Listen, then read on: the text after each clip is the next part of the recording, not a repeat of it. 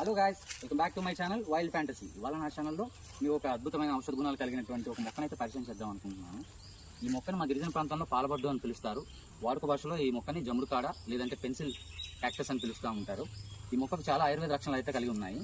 మా ప్రాంతంలో దీన్ని పాలబడ్డు అని పిలవడానికి గల ప్రధాన కారణం, వీళ్ళ దగ్గరికి వచ్చి చూసినట్లయితే చూస్తున్నారా, ఈ కొమ్మను విరిచినట్లయితే పాలు వస్తున్నాయి, కనిపిస్తున్నాయా? దీనివల్ల మేము దీన్ని పాలబడ్డు అని పిలుస్తాము. అయితే ఈ మొక్క ఆయుర్వేదంలో చాలా ప్రాచుర్యం అయితే పొంది ఉందండి. ఈ చిగుళ్ళని ఇలా కట్ చేసి పట్టుకొని పోయి దీన్ని మెత్తగా నూరుకొని ఎక్కడైతే మనకు కాళ్ళ వాపులు ఉన్నా, కీళ్ళ నొప్పులు గట్రా ఉన్నా, ఎక్కడ నొప్పి ఉందో అక్కడ ఆ పసరను అయితే అప్లై చేస్తే నొప్పి అయితే రిలీఫ్ అవుతుందండి. ఇది మా గిరిజనులకు ప్రధాన ఒక ఔషధం, కీళ్ళ నొప్పులకి ఇలాంటి వాటికి. అదేవిధంగా ఈ చిగుళ్ళు ఉన్నాయి చూసారు, ఈ మొక్క చిగుళ్ళు ఇవి కట్ చేసి కూరగా వండి పెడితే చాలామంది బాలింతలకి పాలు అనేవి ఉత్పత్తి కాక ఇబ్బంది పడుతూ ఉంటారు.